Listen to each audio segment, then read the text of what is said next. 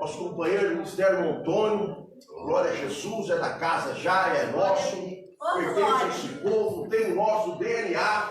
Aleluia! Jesus, homem de oração, glória a Jesus, vem para cá, Antônio, venha, glória a Deus te usar, glória a Jesus, Deus é poderoso, Deus é céu. Meu Pai do céu, glória a Deus, nós sentimos a presença do Pai aqui. Aleluia, meu Deus. A presença de Deus, glória a Jesus. Irmão Fábio, ora pelo servo de Deus aqui. Glória a Deus, aleluia. Meu Jesus, irmão Fábio, deixa Deus,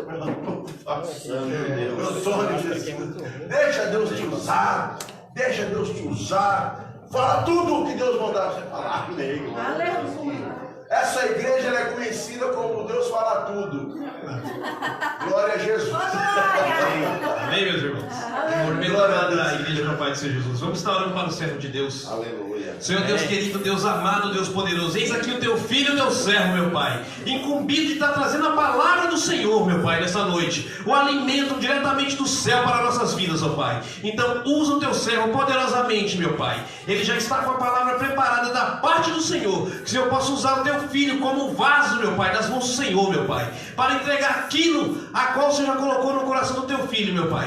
Mas entrega tudo para nós, meu Pai, aquilo que precisamos ouvir, meu Pai, não o que queremos, mas sim o que precisamos da parte do Senhor. Fala poderosamente, meu Pai, através da vida do teu servo, meu Pai. Usa ele como instrumento nas tuas mãos, ó Pai, que ele venha ser, meu Pai, usado poderosamente aqui nessa terra, meu Pai. Faça o teu querer, o teu mover. Abençoe a vida dele, meu Pai. Abençoe o lar dele, abençoe a casa dele, meu Pai. No nome santo do Senhor Jesus, está nas mãos do Senhor. Faça o teu querer, em nome de Jesus. Amém. Glória. Glória a Deus. A paz do Senhor Jesus Cristo, irmãos. Amém. Amém? Amém. Eu estou muito feliz, irmãos, Glória a Jesus. pelo privilégio de estar aqui, participando desse banquete espiritual. Glória. Ainda pelo privilégio de ser o corvo de Deus para vos trazer a carne, o alimento do céu. Sou apenas um corvo de Deus, viu, irmãos? Louvado seja o Senhor. Assim eu peço para os irmãos aproveitar que estão em pé para abrir a palavra do Senhor em Romanos no capítulo 6. Enquanto os irmãos abrem a palavra em Romanos no capítulo 6, eu aproveito para agradecer pastor Júnior, pastora Gisele, pastora Marli, pela confiança, pela oportunidade. Bom é ouvir, né? Melhor ouvir do que falar. Mas já que Deus nos escolheu para sermos o porta-voz da palavra dele, que seja feita a vontade dele. Aleluia. Glória. Fico feliz porque é um culto direcionado aos jovens. Deus nos chamou nessa graça, pastora, lá em São Paulo, no ministério chamado Igreja Unida. Não é um ministério assim muito conhecido, mas tem umas 600 congregações espalhadas, já deve ter uns 60 anos ou mais. Uma igreja pentecostal e congregações em outros países. Deus, através de um pastor com a visão voltada para jovem, passou a rede ali no bairro em que nós morávamos em São Paulo, e dos peixes que foram pegos ali, muitos se tornaram pastores, missionários, evangelistas, e eu creio que alguns estão vendo a live nesse momento lá em São Paulo, porque nós mandamos o link, né? E estão orando por nós também. E eu lembro que logo ali em 98 Deus nos separou para estar trabalhando com a liderança de Ministério Jovem, até em 2001, quando Deus nos chamou para dirigir igreja, nos separou para o pastorado. Apesar de jovem, Deus nos separou um bom tempinho para o pastorado. Só que nós continuamos, irmãos, trabalhando com os jovens do campo em geral, no ministério que nós éramos. E nós reuníamos os jovens assim, do ministério todo. As irmãs faziam aqueles panelaços de comida, e nós fazíamos essas brincadeiras, passávamos o dia, porque jovem é uma bênção, irmãos. Jovens, sois fortes, porque a palavra de Deus habita em vós. Só que a Bíblia diz assim: como purificará o jovem, né, o seu caminho, o seu coração, observando a palavra de Deus. E Deus quer falar com todos os jovens, né? Desde de 0 até 100 anos. Aqui nessa noite o Senhor quer falar conosco através da carta aos Romanos. Todos abriram capítulo 6. Amém. Nós vamos ler do versículo 1 até o versículo 14 e depois os primeiros versículos do 7. Glória a Deus. Aleluia, Jesus. Pode encontrar ele porque está aí na sua Bíblia, irmãos. Eu lembro uma vez o pastor em São Paulo pediu para abrir em Abacuque e os irmãos procurando. Um lá no meio disse assim: não tem esse Abacuque na Bíblia.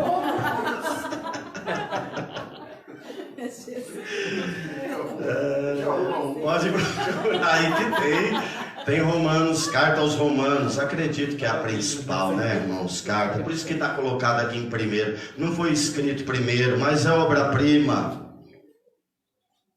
do Espírito Santo através de Paulo. Diz assim: que diremos, pois? Permaneceremos no pecado para que a graça abunde? De modo nenhum. Nós que estamos mortos para o pecado, como viveremos ainda nele?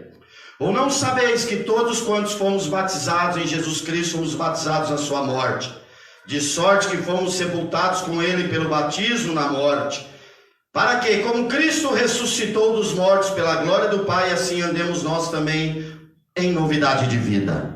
Aleluia. Porque se fomos plantados juntamente com ele na semelhança da sua morte, também o seremos na da sua ressurreição. Esse verbo aqui, guarde: sabendo isso, que o nosso homem velho foi com ele crucificado, para que o corpo do pecado seja desfeito, destruído, fique desempregado em algumas traduções, para que não servamos mais ao pecado. Porque aquele que está morto está justificado do pecado. Ora, se já morremos com Cristo, cremos que também com ele viveremos. Sabendo, novamente, que havendo Cristo ressuscitado dos mortos, já não morre, a morte não mais terá domínio sobre ele. Pois quando ter morrido de uma vez, morreu para o pecado, mas quanto a viver, vive para Deus. Assim vós, outro verbo, considerai-vos como mortos para o pecado, mas vivos para Deus em Cristo Jesus nosso Senhor. Não reine, portanto, o pecado em vosso corpo mortal, para lhe obedecerdes em suas concupiscências ou em seus desejos fortes. Nem tampouco apresentei os vossos membros ao pecado por instrumento de iniquidade, mas outro verbo, terceiro, apresentai-vos a Deus como os vivos dentre os mortos, e os vossos membros a Deus como instrumentos de justiça, porque o pecado não terá domínio sobre vós, pois não estáis debaixo da lei, mas debaixo da graça. Vira para o teu irmão e diga assim para ele: o pecado não terá domínio sobre vós, pois não estáis debaixo da lei, mas da graça. O 7, não sabeis vós, irmãos, pois, que falam os que sabem a lei, que a lei tem domínio sobre o homem por todo o tempo que ele vive, porque a mulher que está sujeita ao marido, enquanto ele viver, está-lhe ligado pela lei, mas morto o marido está livre da lei do marido, de sorte que vivendo o marido, será chamada adúltera se for de outro marido, mas morto o marido, livre está da lei, e assim não será adúltera se for do outro marido. Assim, meus irmãos, também vós estáis mortos para a lei, pelo corpo de Cristo, para que sejais douto daquele que ressuscitou dentre os mortos, a fim de que demos frutos para Deus. Podemos assentar, irmãos? Glória a Deus. Glória a Deus. Cadê os jovens? Aleluia. Glória a Jesus. Prestem atenção, jovens. Pastor, eu fui um jovem com muitos conflitos interiores. Muitos. Meu contexto, minha criação me levaram a muitos conflitos e muitas fugas, muitos desejos, muitos prazeres, aonde eu fui me refugiar. E existia em mim uma crise existencial muito grande. Com 15, 16 anos de idade, pegava livros do Paulo Coelho e ia acampar lá no Rio de Janeiro sozinho, para ler esses livros e entender quem eu era, para que eu fui criado, de onde eu vim, para onde eu ia. E aí depois, quando Deus nos chamou nessa graça, em 96, continuei buscando nos livros. Tenho muito livro em casa, e li muito livro, e nenhum para adquirir conhecimento, mas todos para me encontrar em Deus.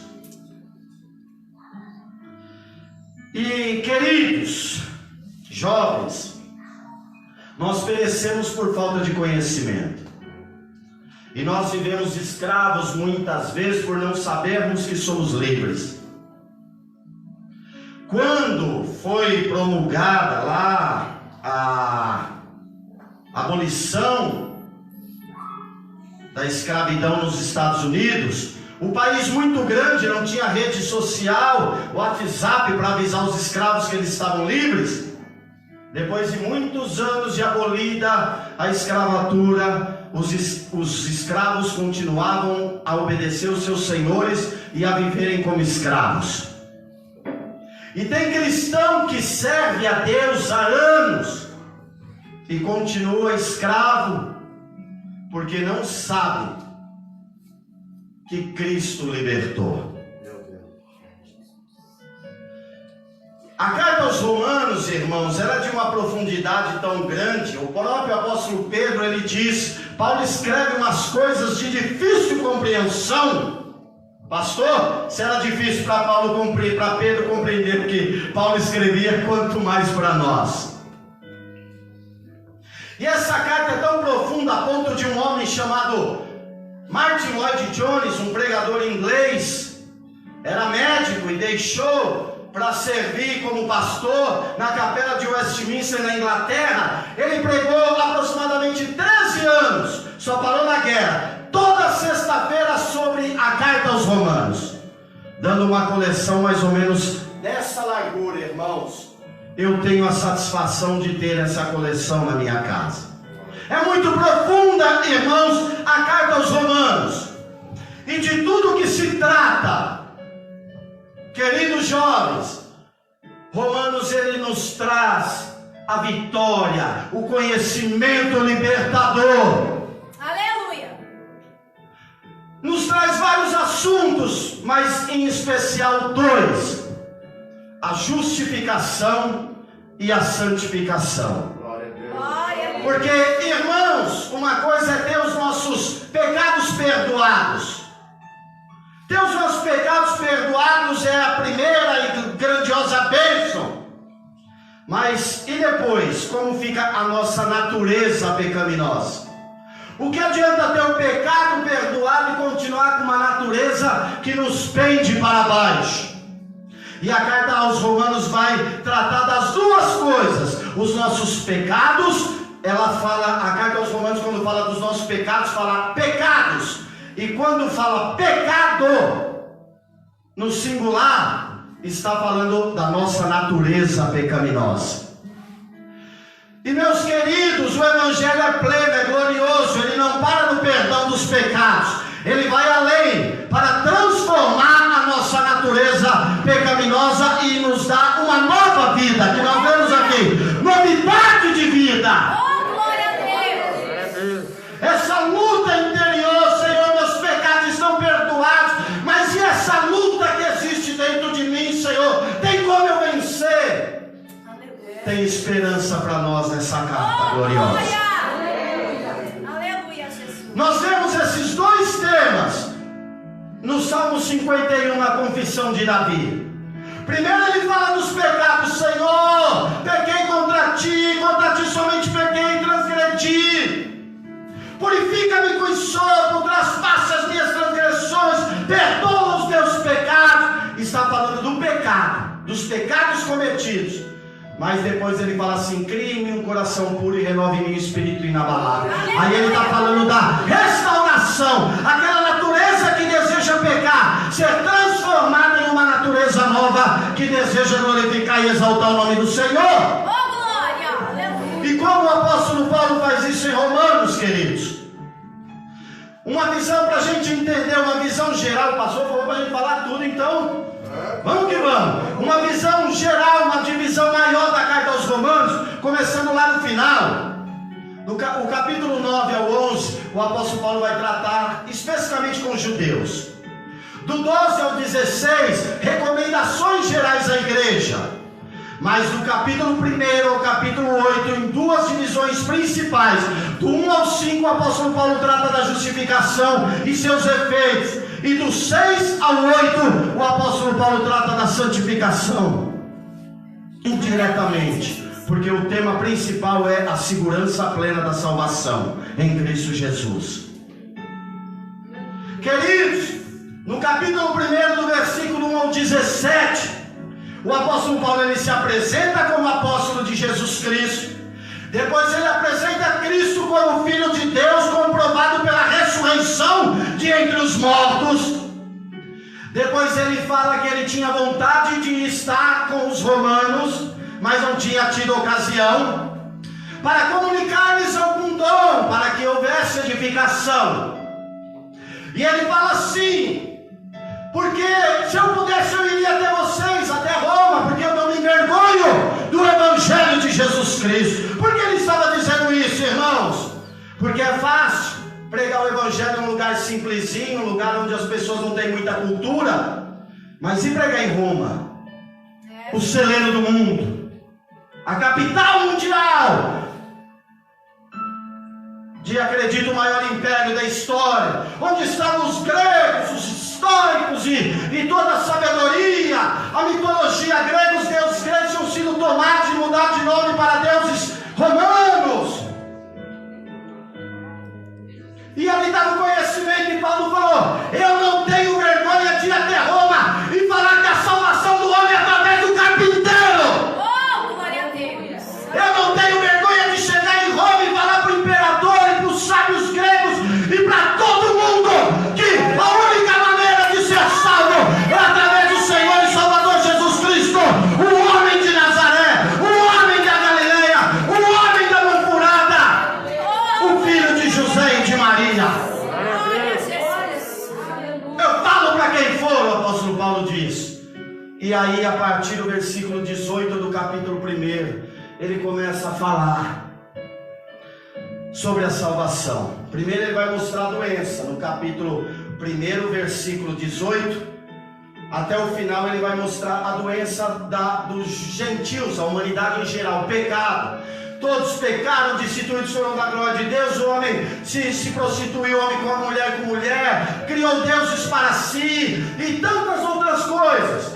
No 2 ele começa a falar indiretamente dos judeus, que não havia vantagem para eles, que mesmo que eles conheciam a lei, eram circuncidados, mas eles negaram a Deus pela transgressão da lei.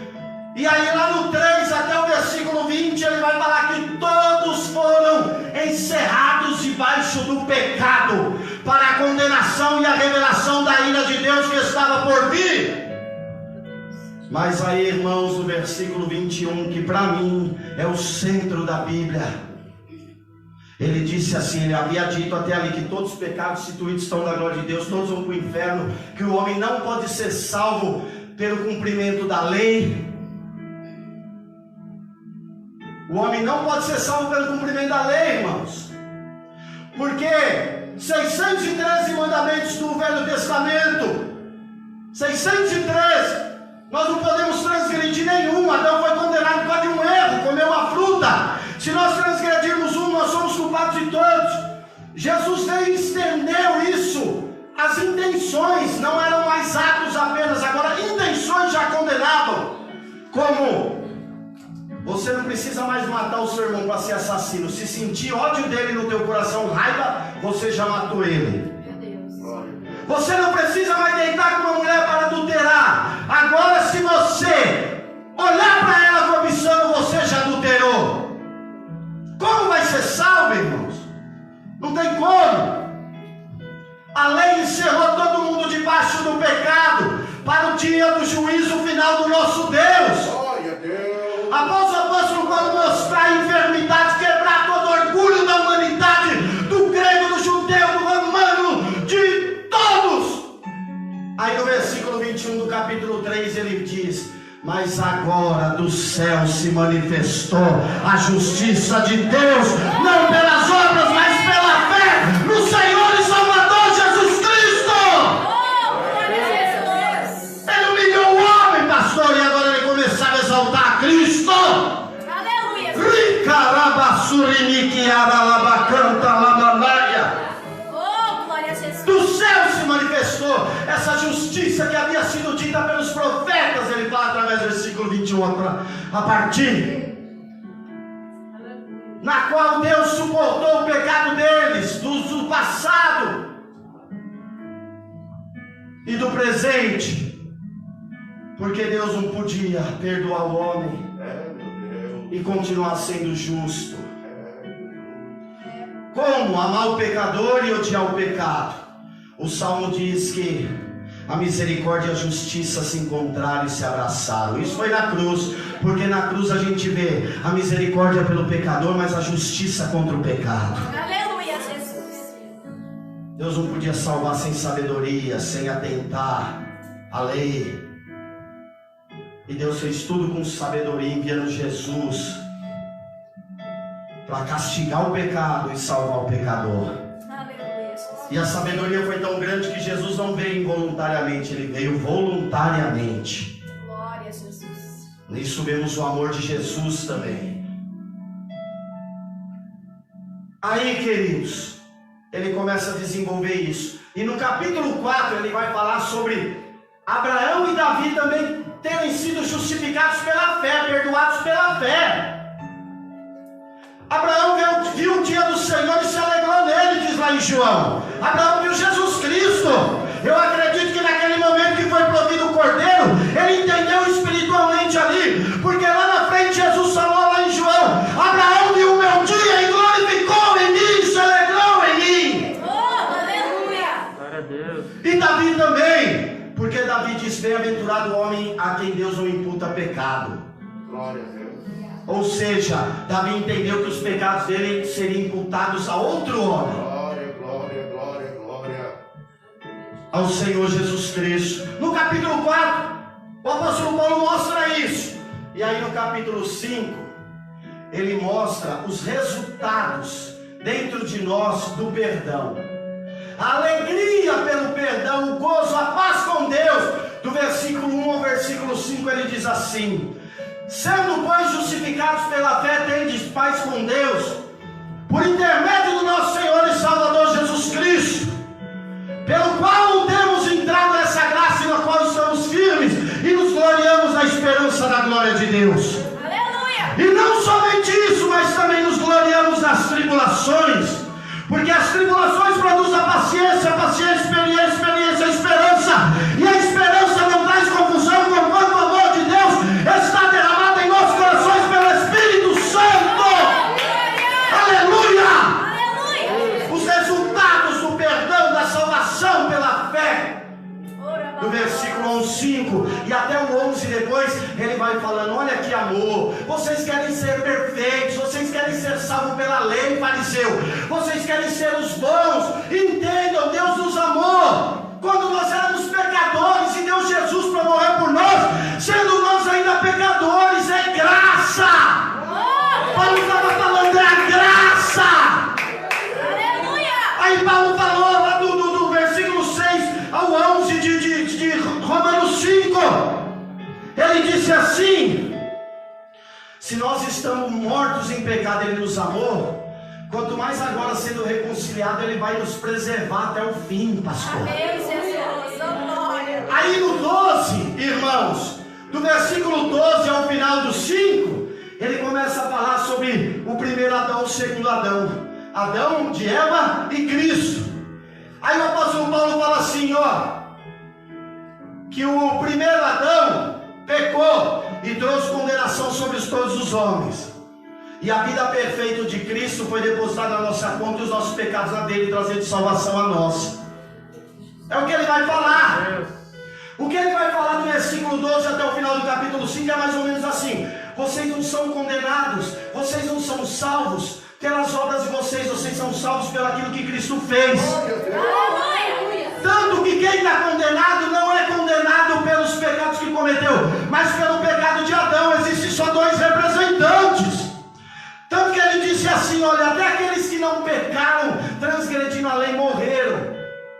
dizerem que o homem morre por causa do pecado do Adão, por estar em Adão. Quem que não cometeu o pecado e morreu? Bebezinho. Por que bebê morre? Que a morte é o salário do pecado. Porque nós já nascemos carregando a maldição de Adão. Mas Cristo veio nos libertar da maldição do pecado e da lei. Aleluia. Ele é o nosso representante. Existe o primeiro Adão, o segundo Adão, o primeiro homem e o último homem. Deus só vê dois, Adão e Jesus. Ou nós estamos em Adão ou nós estamos em Cristo. Glória a Deus. E mostra a nossa justificação, perdão dos nossos pecados. Meu Deus, meu Deus. Só que aí, queridos, o que acontece? Após essa alegria, esse gozo, esse com profunda a riqueza, a sabedoria, o conhecimento de Deus, ele se entristece no capítulo 7, porque ele fala assim: tudo bem, meus pecados foram perdoados, mas e agora essa minha natureza? Porque eu quero fazer o bem, mas o mal está dentro de mim. O que eu não quero fazer, isso eu faço. O que eu quero fazer, isso eu não faço. E agora? Tudo que a lei manda eu fazer, eu tenho ela no meu entendimento, eu faço tudo ao contrário dela. O que eu vou fazer agora? A lei vai sempre me condenar. Essa minha natureza pecaminosa, a lei vai sempre condenar. Que adianta eu ter sido perdoado, mas e daqui para frente? Como eu vou viver uma vida feliz se o que eu não quero fazer, isso eu faço? O que eu quero fazer, isso eu não faço? Como? E aí ele mostrou o processo de libertação. Irmãos, preste atenção. Para os nossos pecados, a solução foi o sangue. E para a nossa natureza pecaminosa, a solução é a cruz. Aleluia, Jesus. Porque não apenas Jesus morreu por nós. Jesus morreu por nós era para perdão dos nossos pecados. Agora, o nós morremos com Jesus, aí é para a morte da nossa velha natureza e a ressurreição de uma nova natureza. É um novo nascimento através da cruz do Calvário. E ele comparou isso para a gente entender que é um processo difícil, queridos. Ele comparou isso a um casamento, pastor. Ele falou assim, ó, eu estou ligado pela lei, eu estou ligado à lei de Deus, eu nasci, todo homem que nasceu debaixo da lei, e não tem como eu ser separado da lei. Só que a lei é um marido rígido. Ela diz que vai me abençoar, ela diz que vai me salvar, mas se eu fizer tudo perfeito, é um marido duro, severo, mas eu sou imperfeita. Como que eu vou ficar casado com a lei? Vai haver sempre tristeza, atrito. E aí Paulo falou, tem que haver um divórcio. Só que Paulo falou, o homem não pode divorciar da mulher, a mulher do homem, enquanto um dos dois não morrerem. Mas morrendo a mulher, o marido está livre. Morrendo o homem, a mulher está livre. Aí o apóstolo Paulo, ele diz assim, no capítulo 7, no 6 também. No 7 e no 6. Preste bem atenção, queridos. Isso é fundamental, porque isso é batalha espiritual que eu conheço. Muitas vezes é expulsar demônio. Crescemos a Deus de amor. E muitas vezes é aqui, ó, mudança de pensamento. É, Jesus, é verdade. É a palavra, Jesus Cristo levando o entendimento cativo ao conhecimento de Jesus. Aleluia. Então como que isso se dá, queridos? Paulo falou, não tem como eu conviver com a lei. Ela vai sempre exigir, ela é perfeita e eu sou falho. Eu tenho que separar da lei, eu tenho que me relacionar com Deus de alguma outra maneira. Alguém tem que morrer porque não pode haver separação. Aí Paulo entendeu. A lei não pode morrer porque não passará um tio da lei. Jesus não veio para abrogar a lei, Jesus veio para cumprir. A lei não vai morrer nunca, porque é a lei perfeita, santa e reta de Deus. Então, peraí, eu só posso sair debaixo desse jugo da condenação da lei Meus pecados passados foram perdoados, mas daqui para frente eu só posso me sentir livre, em paz, se eu sair desse jugo. A lei não pode morrer. Então entendi. Eu morri com Cristo. Aleluia, Jesus. Eu morri com Cristo. Glória. Glória. Eu não estou mais debaixo da lei. Nenhuma condenação há para quem está em Cristo Jesus mais. Aquele que creu, Jesus falou, não se entrará em condenação. Glória a Deus. Eu morri com Cristo por intermédio do corpo de Cristo. E agora eu ressuscitei. Agora a lei não pode vir me cobrar, me exigir, me ameaçar. Porque eu morri de uma vez por todas para o pecado e para a lei. E agora eu ressuscitei e vivo para Deus em Cristo Jesus. Em novidade de vida. Agora sim eu vou poder dar fruto para Deus. Aleluia, Jesus. Sabe por quê, irmãos? Agora eu vou poder dar fruto para Deus, ele diz. Porque agora será um relacionamento de amor. O meu marido não é mais aquela lei carrasca, exigente, cruel. Meu marido agora é a graça. Agora eu estou debaixo da graça. O pecado não terá domínio sobre vós, porque não estáis debaixo da lei, mas debaixo da graça. Vocês agora vivem em novidade de espírito. A lei foi abrogada, irmãos? Não. Mas agora a gente cumpre a lei com outro espírito. Não é mais cumprir a lei para ser salvo. Agora é cumprir a lei porque foi salvo.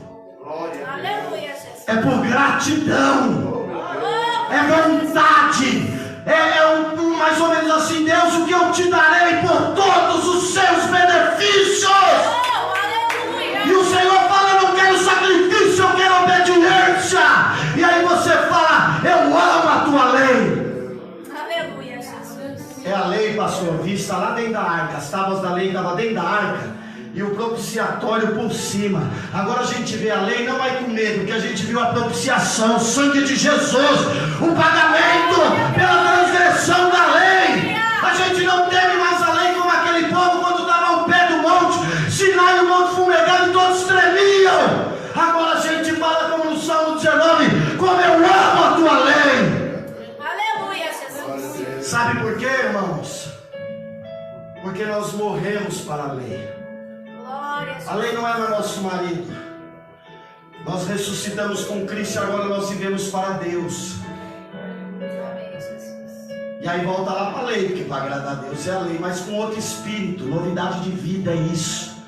É servir a Deus com outro espírito. Pastor, onde fala isso?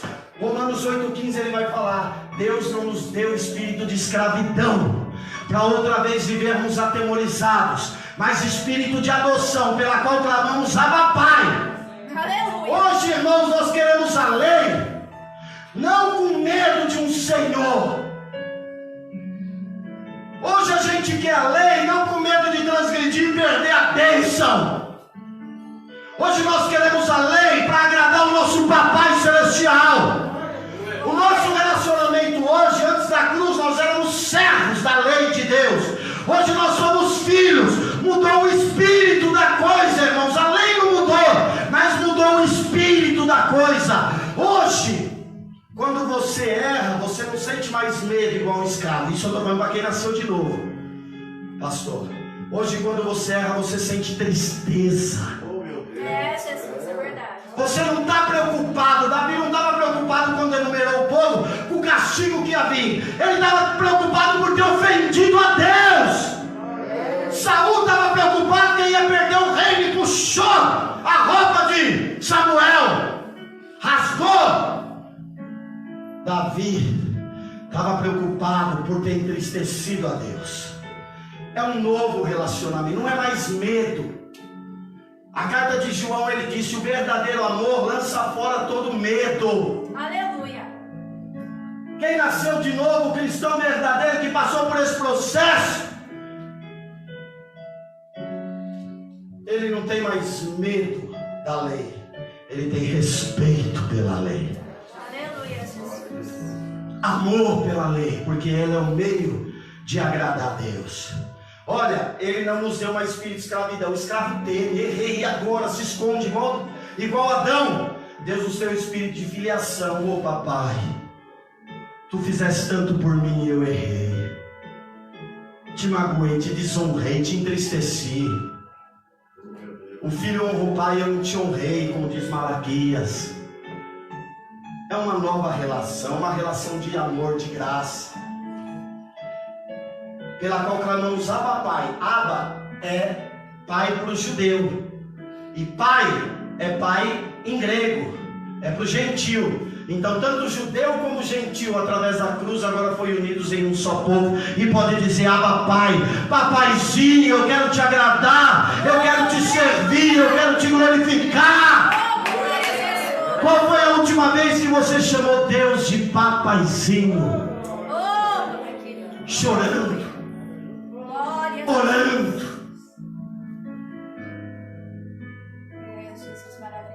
Pequei e agora vou perder a bênção. Pequei e agora vou aquela porta do currículo não vai mais me chamar. Debaixo da graça é pequei. Pequei contra ti, Pai. Pequei contra o céu e perante a ti. Eu não sou digno de bênção, de ser chamado de trabalhador, de nada, de ser chamado de filho, de nada. Trata-me apenas como teu trabalhador. Isso é quebrantamento. É aquilo que Paulo chamou lá em Coríntios de a tristeza segundo Deus. Arrependimento. Aleluia. Arrependimento. Se não existe essa tristeza quando a gente peca, não existe o espírito de filiação dentro de nós. Nós temos que nascer de novo. E isso se deu através da compreensão dessa doutrina tremenda que nós acabamos de falar em Romanos. Agora, para a gente encerrar, como que eu aplico isso à minha vida, pastor? Eu sei que eu fui perdoado, eu sei que eu estou salvo, mas agora eu queria viver uma vida plena como filho de Deus. Meu Deus. Presta atenção, jovem, através daqueles 3 verbos de Romanos 6. Saber que o nosso velho homem, jovens, foi crucificado com Cristo Jesus. Aquele homem que estava debaixo da lei do pecado foi crucificado, sabendo. Isso já aconteceu. Esse verbo está no termo aoristo. É algo que já aconteceu objetivamente lá na cruz, mas tem que acontecer subjetivamente dentro de nós. Nós temos que experimentar isso, porque muitas vezes vivemos como escravos, como dizemos no começo, por não conhecer, apesar de já sermos livres. Nós objetivamente aconteceu lá na cruz, mas tem que acontecer subjetivamente dentro de nós. Aleluia, Jesus. Então, o primeiro passo, Paulo falou, porque ele falou da graça, e alguém perguntou, engraçadinho perguntou: então a gente pode viver no pecado, pecando para que a graça abunde? Paulo falou: de maneira nenhuma, quem é salvo não pensa assim. Paulo falou assim, ó, sabendo. Então, primeira coisa, jovens, eu preciso saber que naquela cruz não só meus pecados foram levados, mas naquela cruz eu fui levado aos olhos de Deus. Eu morri ali com Jesus. Aí depois de sabendo que quando Jesus ressuscitou, eu ressuscitei com ele. Aí o segundo verbo, pastora Gisele, considerai-vos. Olha que lindo. Quando a gente começa a se considerar, irmãos, a gente começa a se tornar uma nova pessoa. A gente começa a tomar identidade como cristão. Eu me considero que eu morri com Cristo, que eu não estou mais debaixo da lei. O meu relacionamento não é mais baseado, eu não sou servo e ele o meu patrão, meu dono. Eu agora sou filho e ele é meu pai. Eu me considero isso, porque eu morri na cruz e ressuscitei com Jesus, com um espírito novo, não de servo, mas de adoção. Eu sou filho adotivo. Filho adotivo. Então, o primeiro é saber. Já o primeiro passo é estar sabendo. O segundo é se considerar pela fé. Mesmo que a tua natureza e tudo que você faz diga o contrário. É primeiro a fé e depois a mudança da natureza. O amor segue a fé opera pelo amor. A fé gera amor por Deus. E o terceiro passo, oferecei-vos a Deus. Primeiro passo, saber que eu morri com Cristo e ressuscitei para Deus. Eu estou num novo relacionamento com Ele agora, é de filho com pai. O segundo é me considerar E o terceiro, então agora eu me ofereço ao meu Pai, pastor. Isso é santificação, irmãos. Santificação sem cruz. Santificação baseada em reteté. Santificação baseada em profetaiada. E olha que eu amo profecia. Creio nos profetas. Mas para mim, esse aqui, ó, é a profecia verdadeira de Deus. Oferecei-vos agora como filhos a Deus. E aqui, ó, oferecei os vossos membros a Deus como instrumento de justiça. Acho que o pastor é militar. Numa outra versão, esse instrumento, ele fala assim, ó, como instrumentos de guerra. Paulo está falando, oferecei os vossos membros, vossos corpos agora a Deus como instrumentos de guerra. Porque antes o diabo usava a nossa boca, o nosso corpo, a nossa língua para atacar a Deus numa guerra. Agora Deus vai usar a nossa boca, a nossa língua, a nossa vida para atacar o inferno e glorificar o nome do Senhor. Dê uma salva de palmas para Jesus.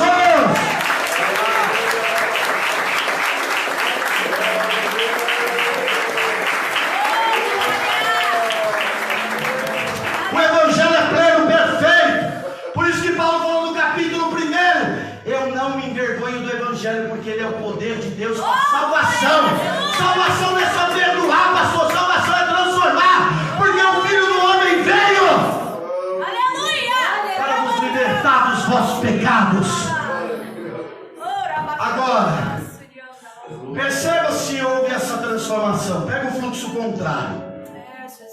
A tua boca tem glorificado a quem? Papai querido. Os teus olhos têm assistido o quê? Pregação? Jesus maravilhoso. Ou sertanejando? A sua boca tem glorificado a Deus? Ou tem fofocado contra os homens? Meu Deus, olha só. Palavrão, mentira. Por onde os vossos pés têm andado, que os vossos ouvidos têm ouvido. Oferecei-vos a Deus e os vossos membros como armas de justiça. Deus quer usar o vosso corpo para arrebentar o inferno e glorificar o nome do Senhor. Queridos, eu não tinha isso organizado na minha mente. Nós fomos para o monte hoje cedo orar.